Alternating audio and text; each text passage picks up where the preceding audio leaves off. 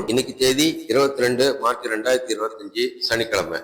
திருப்பதியில கொடுக்கக்கூடிய SST token, Srivari Mettu நடைபாதையில் நடந்து போறவங்களுக்கு உண்டான டோக்கன் மற்றும் வசதிகள், சிஆர்ஓ ஆஃப்லைன் ரூம் ஸ்டேட்டஸ் விவரங்களை பற்றி பார்ப்போம். இன்னைக்கு மதியம் 3 மணிக்கு சீனியர் சிட்டிசனுக்கு உண்டான ஜூன் மாதத்துக்கான புக்கிங் ஆரம்பிக்குது. 65 வயது கம்ப்ளீட் பண்ணவர்களை சீனியர் சிட்டிசனாக கருதப்பட்டு அவங்களுக்கு இலவசமாக புக்கிங் நடைபெறுகிறது. இதற்கு உண்டான ரிஜிஸ்ட்ரேஷன் 3 மணிக்கு ஆரம்பிக்குது. நீங்க முதல்லயே உங்களுடைய ஆதார் கார்டை ஸ்கேன் பண்ணி உங்க சிஸ்டத்திலயோ அல்லது மொபைல்லயோ வச்சுக்கோங்க. புக்கிங் பண்ணும்போது கண்டிப்பாக இந்த ஆதாரை அப்லோட் பண்ண சொல்லுவாங்க. இது கூடவே நீங்க ஒருத்தரை அழைச்சிட்டு போகலாம். டிடிடி ரூல்ஸ் படி ஸ்போஸ் மட்டும்தான் அலௌடு அப்படின்னு சொல்லியிருக்காங்க. ஆனா நீங்கள் வேற யாராவது கூட்டிட்டு போக வேண்டிய இருந்ததுன்னா அவருக்கு கண்டிப்பாக 50 வயசுக்கு மேல இருக்கணும். அப்பதான் அலோவ் பண்ணுவாங்க.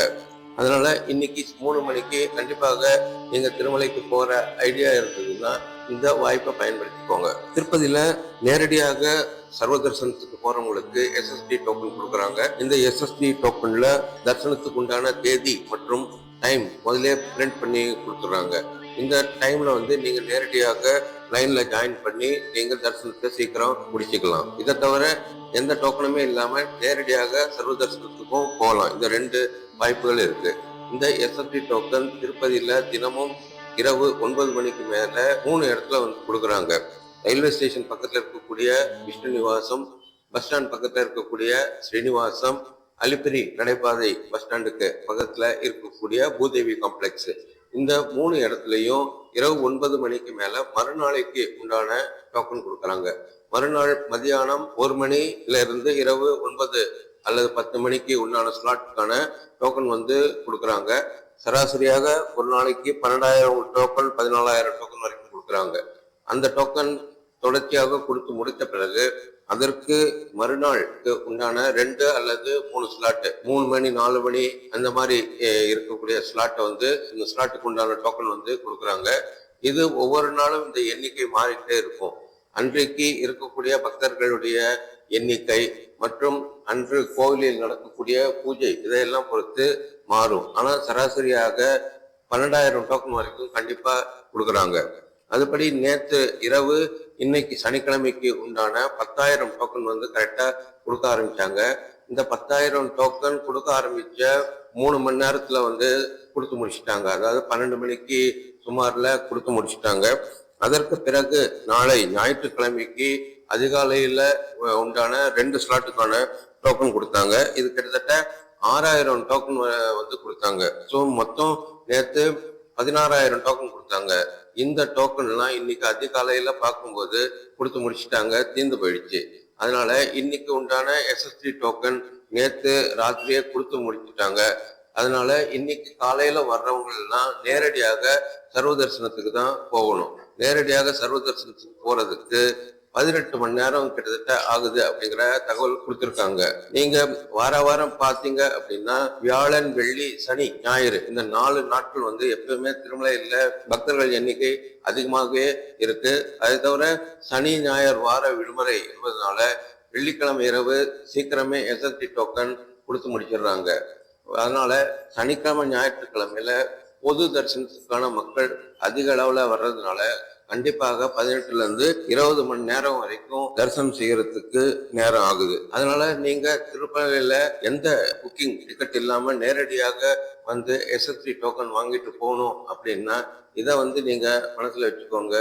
திங்கட்கிழமையில இருந்து புதன் அல்லது வியாழக்கிழமை வரைக்கும் தரிசனம் கிடைப்பதற்கு வாய்ப்புகள் அதிகமாக உள்ளது. அதற்கு பிறகு வெள்ளி, சனி, ஞாயிறு இது வார விடுமுறை இருப்பதனால 18ல இருந்து 20 மணி நேரம் சர்வ தரிசனத்துக்காகுது. எஸ்எஸ்டி டோக்கன் வாங்கிட்டு போறவங்களுக்கு 6 மணி நேரம் ஆகுது அப்படிங்கிற தகவல் கொடுத்துருக்காங்க. அடுத்து ஸ்ரீவாரிமெட்டு நடைபாதையில நடந்து போறவங்களுக்கு கொடுக்கக்கூடிய டோக்கன். இந்த ஸ்ரீவாரிமெட்டு அப்படிங்கிறது திருப்பதியில இருந்து 17 கிலோமீட்டர் தூரத்துல இருக்கு.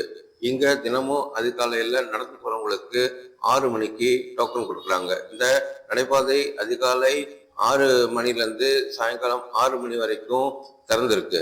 இந்த நடைபாதையில நீங்க டோக்கன் வாங்கிட்டு போனீங்கன்னா இன்னைக்கே சுவாமி தரிசனம் பண்ணலாம். இன்னைக்கு மதியம் 12 மணிக்கு மேல உண்டான ஸ்லாட்டு படி கொடுக்குறாங்க. தினமும் 3000 டோக்கன் கொடுக்குறாங்க.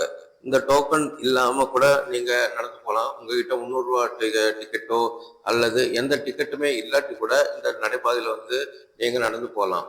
இங்க டோக்கன் வாங்கினீங்கன்னா உங்களுக்கு ஒரு வசதி, இன்னைக்கு மதியத்துக்கு மேல உண்டான ஸ்லாட்டு கொடுக்கறதுனால இன்னைக்கே வந்து நீங்க தரிசனம் செய்து கொள்றதுக்கு வாய்ப்புகள் அதிகமாக இருக்கு. அதனால அதிக அளவுல வந்து இங்க ஸ்ரீவாரிமெட்டுல மக்கள் டிக்கெட் வாங்குறதுக்கு ஆர்வம் காட்டுறாங்க. காலையில 6 மணிக்கு கொடுக்கக்கூடிய டோக்கன்கள் சராசரியாக 8 அல்லது 8:30 மணிக்கெல்லாம் முடிஞ்சு போயிடும். நீங்க இந்த நடைபாதையில நடந்து போறதுக்கு விருப்பம் வந்து டோக்கன் வாங்கணும்னா அதிகாலையில 6 மணிக்கு இங்க வந்துருங்க. உங்களுக்கு டோக்கன் கண்டிப்பாக கிடைக்கும். இங்க வர்றதுக்கு திருப்பதி திருமலா தேவஸ்தானம் திருப்பதி ரயில்வே ஸ்டேஷன்ல இருந்து தர்மரதம் அப்படின்னு சொல்லக்கூடிய அவங்களுடைய சிவப்பு கலர் பஸ் இலவசமா கொடுக்குறாங்க. காலையில 2 அல்லது 3 ட்ரிப்பு வரைக்கும் இலவச சேவை இருக்கு. அதை தவிர பிரைவேட் வாகனங்கள் ஏபிஎஸ்ஆர்டிசி ஜீப்பு இதெல்லாம் கிடைக்குது. இது மூலமாக மக்கள் அதிகாலையில சீக்கிரம் வந்து இந்த டோக்கன் வாங்கிட்டு போறாங்க. இந்த டோக்கன் நீங்க வாங்குனீங்கன்னா கண்டிப்பாக நடைபாதையில போகணும். அப்பதான் வந்து உங்களுக்கு தரிசனம் கிடைக்கும். பாதி வழியில ஒரு ஸ்கேன் சென்டர் இருக்கும். அந்த ஸ்கேன் சென்டர்ல உங்க டோக்கனை கொடுத்து கண்டிப்பாக ஸ்கேன் பண்ணிக்கோங்க. அடுத்து திருமலையில நேரடியாக ரூம் புக்கிங் பண்றதுக்கு சிஆர்ஓ அப்படின்னு சொல்லக்கூடிய சென்ட்ரல் ரிசப்ஷன் ஆபீஸ் இருக்கு. இது பாலாஜி பஸ் ஸ்டாண்டுக்கு பக்கத்துல இருக்கு. இந்த சிஆர்ஓ ஆபீஸ்ல நேரடியாக வர்ற பக்தர்களுக்கு ரிஜிஸ்ட்ரேஷன் பண்ணதுக்கு அப்புறம் ரூம் அலாட்மெண்ட் பண்றாங்க. தினமும் அதிகாலை 5 மணிக்கு இந்த சிஆர்ஓ ஆபீஸ் ஓபன் பண்ணோம்.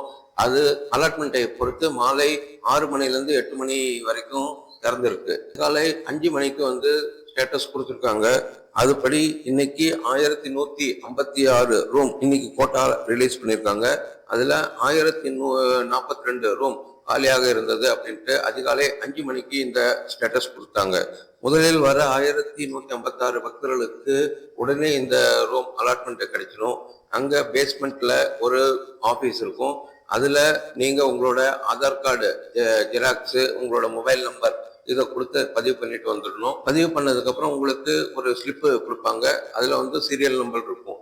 இந்த சீரியல் நம்பர் சீனியாரிட்டி படி அலாட்மெண்ட் பண்ணிட்டே வருவாங்க. எந்த சீரியல் நம்பருக்கு அலாட்மெண்ட் ஆகுதுங்கிற விவரங்கள் வந்து அங்க பெரிய டிஸ்பிளே போர்டெல்லாம் வச்சிருப்பாங்க. அதை பார்த்து தெரிஞ்சுக்கலாம். அப்படி இல்லாட்டி உங்களுடைய ரூம் அலாட்மெண்ட் ஆனதுக்கு அப்புறம் உங்க மொபைலுக்கு ஒரு எஸ்எம்எஸ் அனுப்புவாங்க. அந்த எஸ்எம்எஸ்ல எந்த காட்டேஜ் எந்த ரூம் நம்பர் உங்களுக்கு அலாட்மெண்ட் ஆகிருக்கு அப்படிங்கிற விவரங்கள் கொடுத்துருப்பாங்க. 50 ரூபாய் 100 ரூபாய்க்கு உண்டான ரூம்கள் அதிக அளவில் வந்து அலாட்மெண்ட் பண்றாங்க. 50 ரூபாயில நிறைய காட்டேஜுகள் இருக்கு. அஞ்சனாதிரி காட்டேஜ் இருக்கு, சங்குமிட்டா காட்டேஜ் இருக்கு, எஸ்என்ஜி காட்டேஜ், இந்த மாதிரி வெவ்வேறு காட்டேஜுகள் இருக்கு.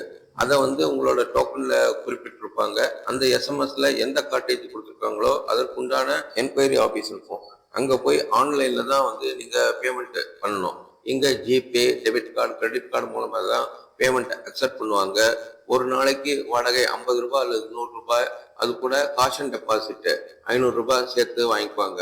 நீங்க ரூம் சரண்டர் பண்ணதுக்கு அப்புறம் 2 நாளைக்குள்ள உங்களுடைய காஷன் டெபாசிட்டை அவங்க திருப்பி அனுப்பிடுவாங்க.